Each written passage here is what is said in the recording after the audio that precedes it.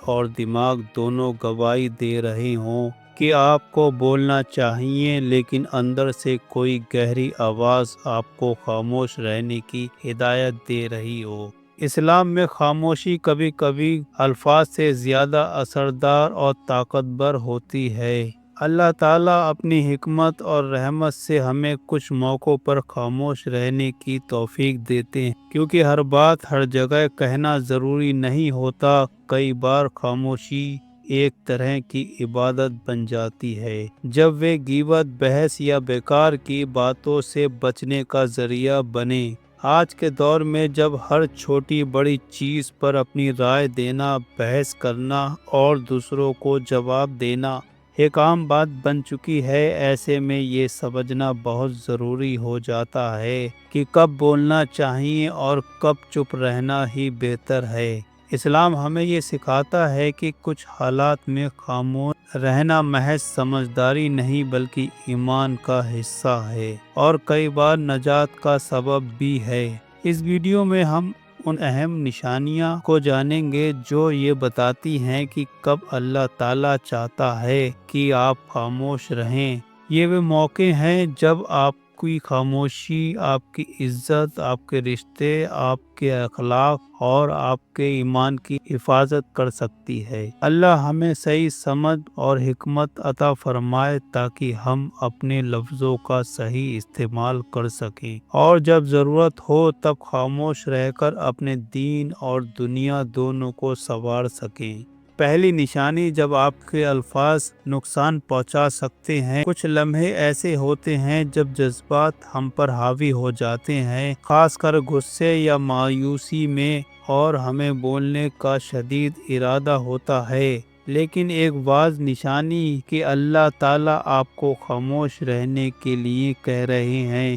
آپ کے الفاظ دوسروں کو یا خود آپ کو نقصان پہنچا سکتے ہیں۔ غصے کی حالت میں انسان اکثر ایسے لفظ کہہ دیتا ہے جن پر بعد میں افسوس ہوتا ہے، ایسے الفاظ جو دل کو چیر سکتے ہیں اور ہمیشہ کے لیے زخم چھوڑ سکتے ہیں۔ شاید آپ نے بھی یہ محسوس کیا ہو کہ کسی کے جھگڑے کے بعد جب آپ اس گفتگو کو دوبارہ سوچتے ہیں تو دل میں آتا ہے کہ مجھے یہ نہیں کہنا چاہیے تھا۔ جیسا کہ مشہور کہاوت ہے، زبان میں ہڈی نہیں ہوتی لیکن یہ کسی کا دل توڑنے کی طاقت رکھتی ہے۔ ایسے موقعوں پر اسلام ہمیں خاموش رہنے کی تعلیم دیتا ہے۔ ہمارے پیارے نبی حضرت محمد صلی اللہ علیہ وسلم نے ہمیں الفاظ کی احتیاط برتنے کی نصیحت فرمائی ہے۔ آپ صلی اللہ علیہ وسلم نے فرمایا، جب انسان صبح اٹھتا ہے تو اس کے سارے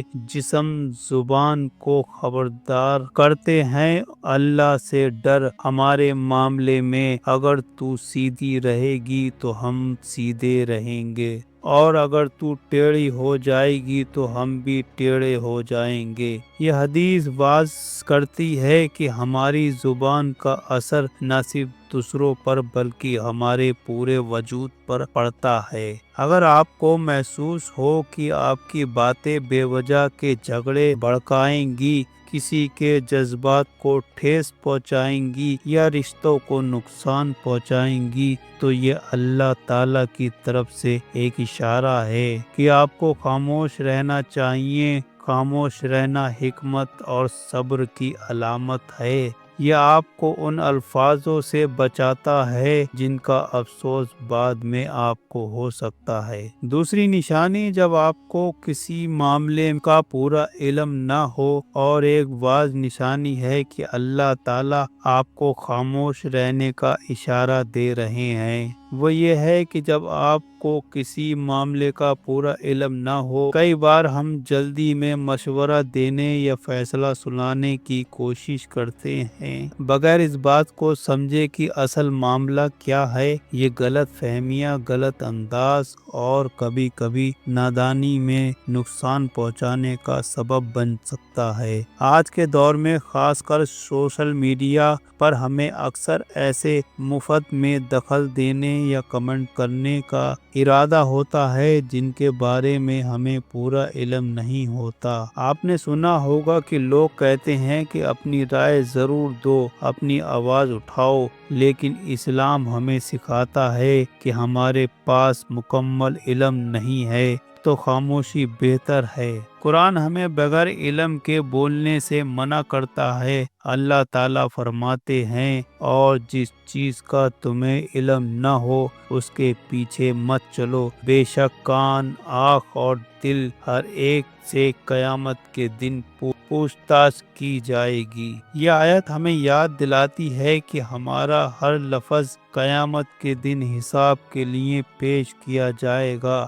जब हम बगैर समझे बुझे बोलते हैं तो हम जाने अनजाने में गलत बात फैलाने या किसी को नुकसान पहुंचाने का जरिया बन सकते हैं। अल्लाह ताला हमें तसव्वुर यानी सोच विचार करने की तालीम देते हैं कि बोलने से पहले सोचो, खासकर जब हमें सही मालूमात न हो। इसलिए अगर आप किसी ऐसे हालात में हैं जहां मामला पूरी तरह साफ नहीं है तो इसे अल्लाह की तरफ से एक निशानी समझिए कि आपको खामोश रहना चाहिए जब तक सारे हकीकत आपके सामने न आ जाए। तब तक अपनी राय या मशवरा देने से परहेज करना अक्लमंदी और दीनी हिकमत की अलामत है। तीसरी निशानी, जब आपकी बातें गीबत या चुगली का सबब बन सकती हैं। एक अहम निशानी है कि अल्लाह ताला